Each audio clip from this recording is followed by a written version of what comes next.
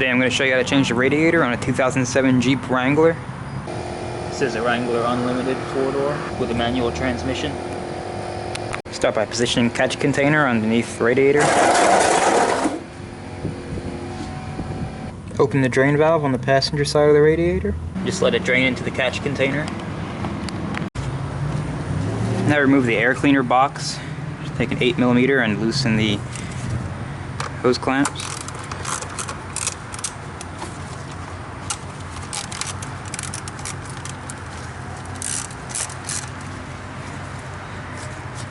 Disconnect the IAT sensor. Slide this red locking tab back. If yours is stuck like this one, just take a screwdriver and pry it back. And press that middle tab, pull it out. Undo all the latches on the air cleaner box, and there's one down there by the radiator. And one by the power steering pump. Let's take this whole thing off. Oh, and disconnect this breather tube back here. That. Set the filter aside. Now you just grab the lower half of the air cleaner box and pull it.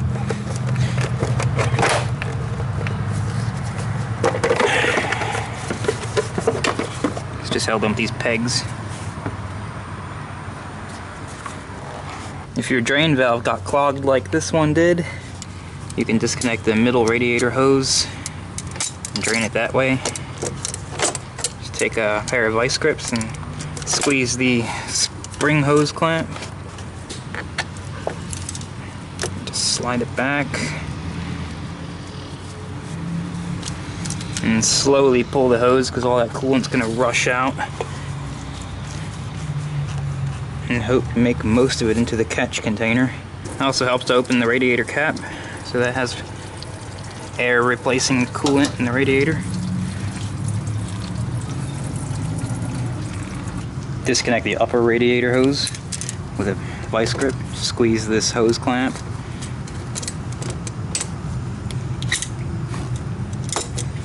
Run it back and just pull the hose.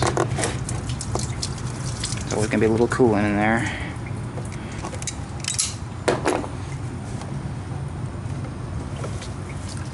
Just take it and stuff it behind something. Power steering pump's a good candidate. Disconnect the overflow hose. Just pull it out of these little clips, and no hose clamp on this one. Stick it somewhere for now. Now remove the coolant overflow bottle. You just grab it and pull it up, and then towards the back and slides out. Just held in with these little plastic lugs. They go into these slots here.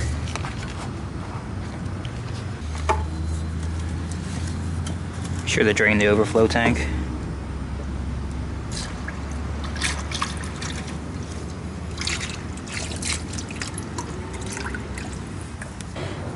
Now disconnect the fan relay electrical connector. There's a little tab you press. You might have to use a flat blade screwdriver.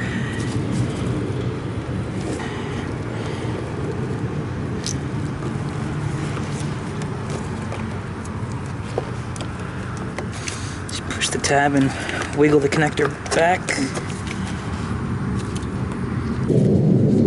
Take a door panel tool and remove these plastic clips.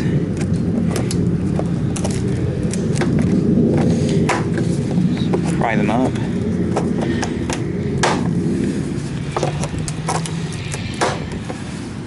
If you don't have one of these, you know, needle nose pliers or something works too. This is such a handy tool. I highly recommend everyone have one. It comes in handy for everything.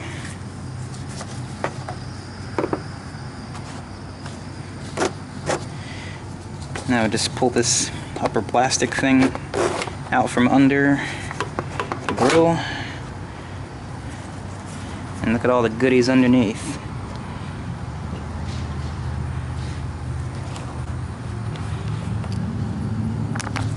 Remove the two 8mm screws that hold the fan shroud to the radiator.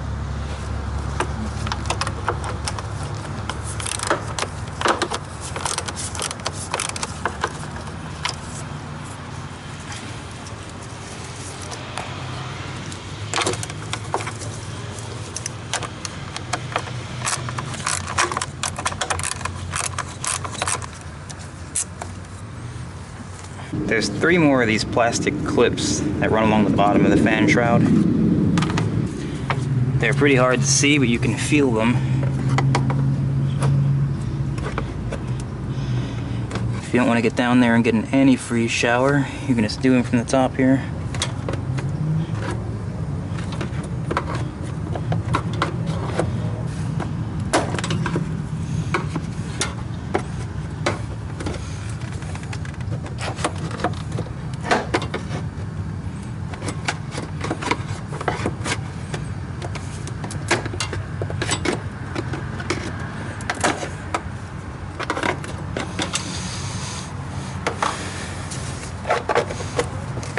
Once those clips are released, just grab the fan shroud and pull it up and away.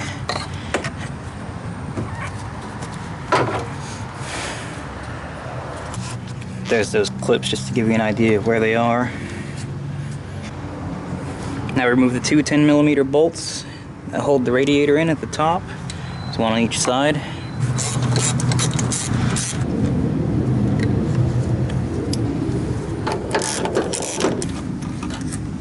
And there are 4 8mm screws that hold the AC condenser to the radiator.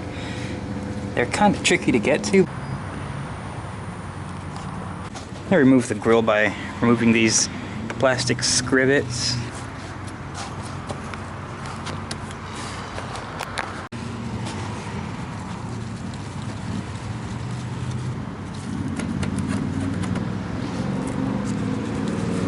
And detach it from these little pressure clips that run along the bottom.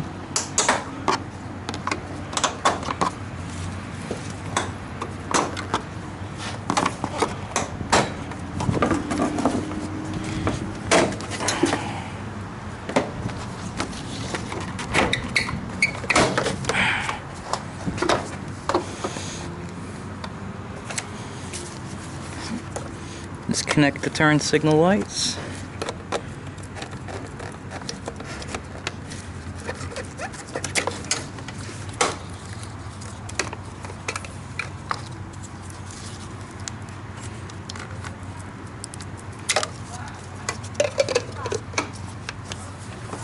Take a pry tool and pry these plastic clips that hold these side air ducts.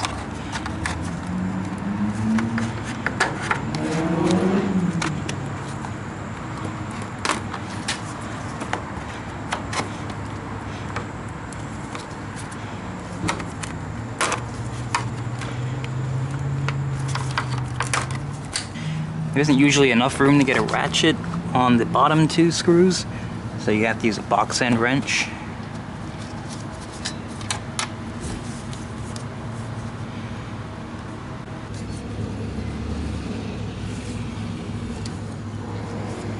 Same thing for the other side.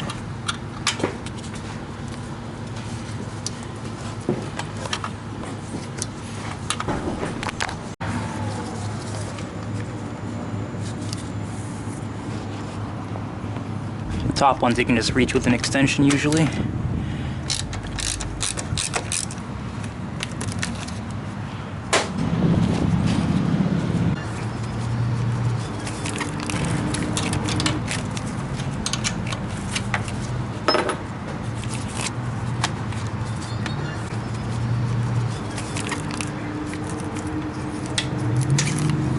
There's one last 8mm screw that holds this manifold assembly to the radiator for the AC condenser. It's kind of blocked by the horn, but it's a regular 8mm ratchet. You can reach it.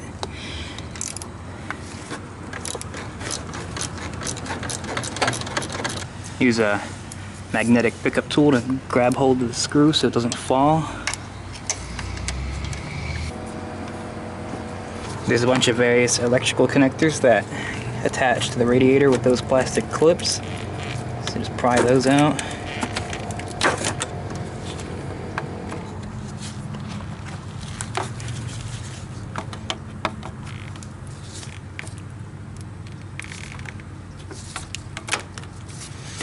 Disconnect the lower radiator hose. There's one plastic clip on the driver's side. You have to just pry that off. At this point, you should be able to separate the condenser from the radiator. Now the radiator should be mostly free. You just got to kind of unseat it from its plastic clips.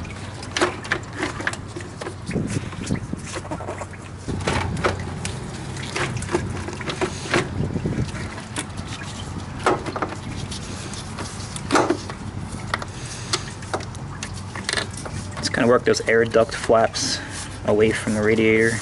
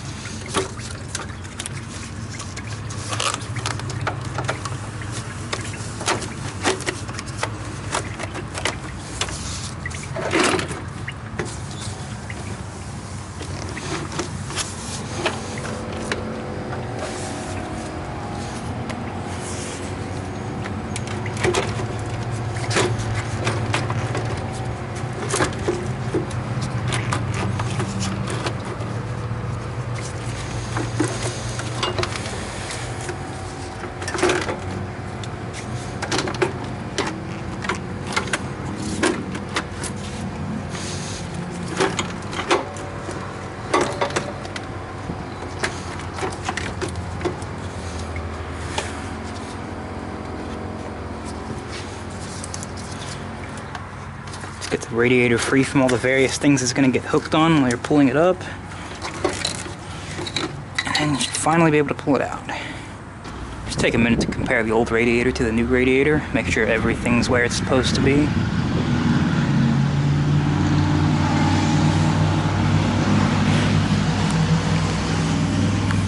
The radiator's out. I like to just take a chance to clean things up with some brake cleaner.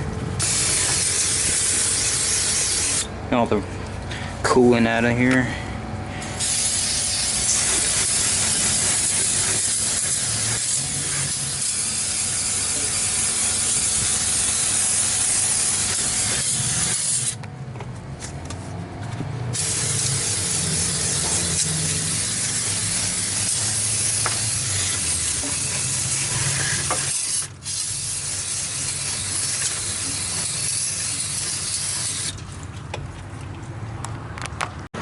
And take the new radiator and carefully lower it in. Sort of hang up the AC condenser, or just hang it on this harness here just to hold it. Take these air duct side flaps and position them on the new radiator. They're pretty good at holding themselves in place. Same thing for the other side.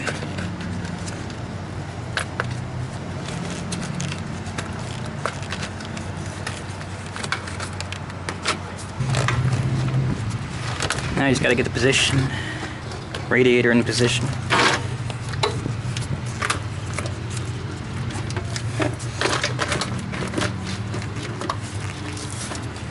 It's easier said than done.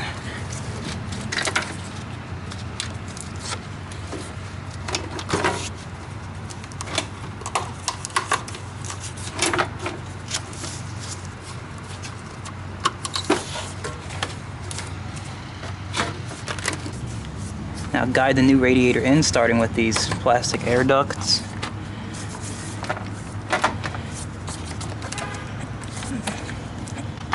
Just get the plastic feet in their pegs.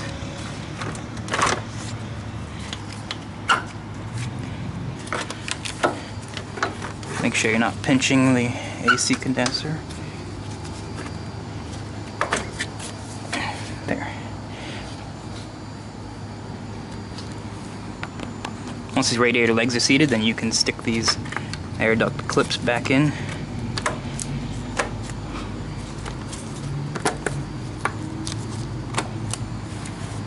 Start with the top screws first because they're easiest to reach.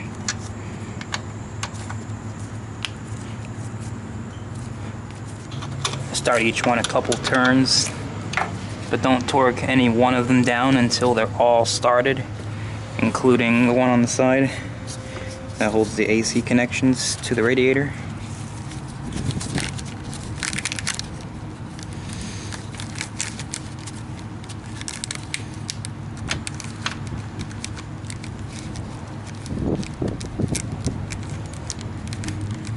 It is very important to make sure these screws go in straight, because if they go in cockeyed, they could crack the radiator.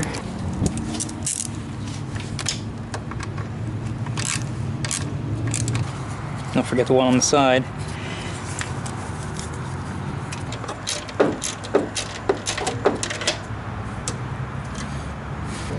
Bottom screws are a little bit more tricky to get started. You have to kind of reach under this metal bracket to assist in turning, and just start them with your fingers, and you can run them the rest of the way down with a tool.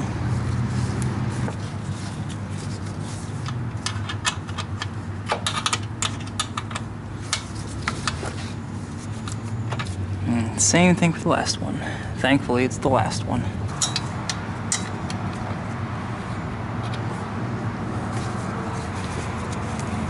Now at this point you can run them all down, torque them down the rest of the way. Reconnect all the plastic clips and harnesses that attach to the radiator.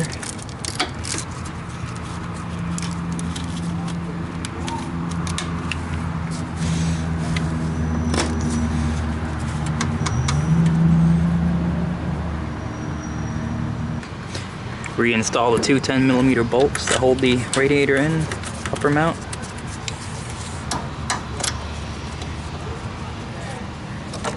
Leave the one loose until you get the other one started.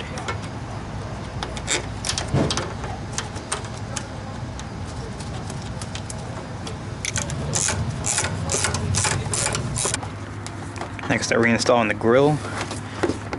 Start by reconnecting the turn signal lights.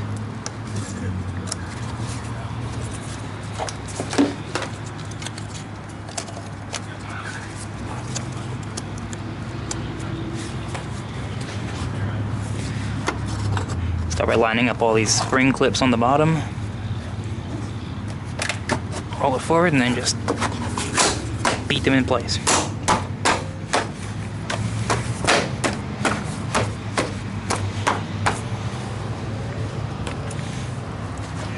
It'll sound like it's breaking, but it's not. Now reinstall all these screw rivets. Just make sure they're turned all the way to press in, and then just push down on the screw. You don't have to turn it. These things are barely functional as it is.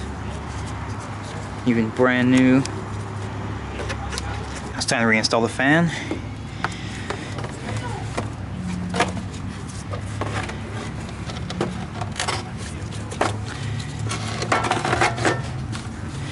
Make sure it sits firmly on the bottom tabs on the radiator.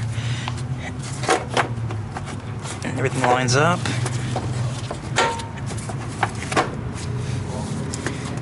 And then those three plastic clips, make sure they go in on the bottom.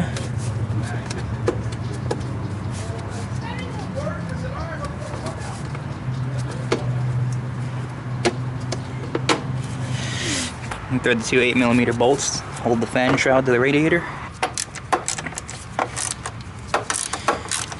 These screws are kind of self-tapping. New radiators don't usually come with threads tapped, so they're going to be a little harder to start than you're going to be expecting.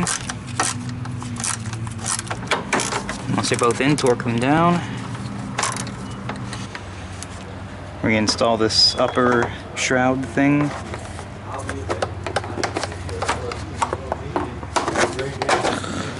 And just pop these clips down.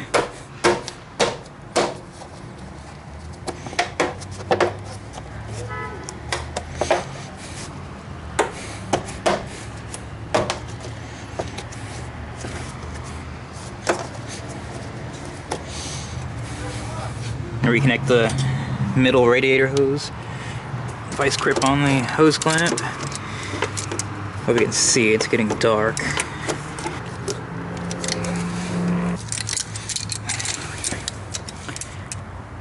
Reconnect the fan electrical connector. Reinstall the overflow bottle. Just guide these plastic lugs into the slots, upper and lower, in the fan shroud.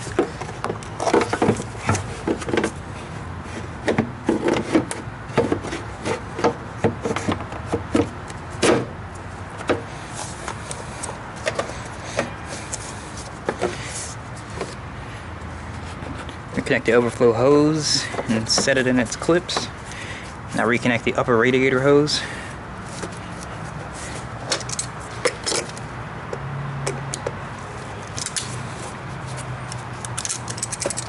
Now reinstall the bottom half of the air cleaner box. I like to hit these rubber grommets with some WD-40 to aid in reinstallation. Just set these 3 pegs in their place, like this.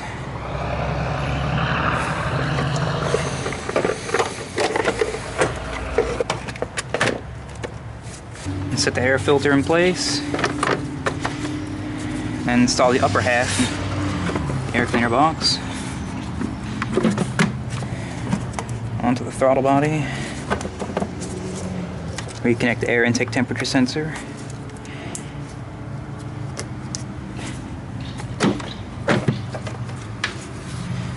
And then just push these 4 clips and holds the air cleaner box down. One by the radiator, it's hard to reach. Reconnect the PCV breather hose. Tighten down the throttle body hose clamp with 8mm. Now at this point you can fill the radiator with a 50-50 mix of antifreeze and water.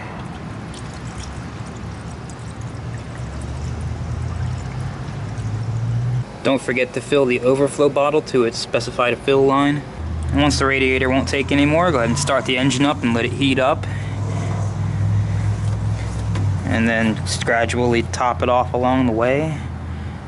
Once it's full, let it cool down. Make sure it's topped off, install the radiator cap.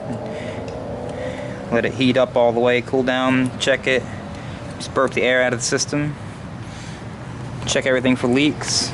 You always want to use a new radiator cap, even if the old one was good. You just don't want to take any chances. And if everything checks out, then you're done. If this video helped you, please consider supporting the channel by hitting the like button and subscribing. Thanks for watching.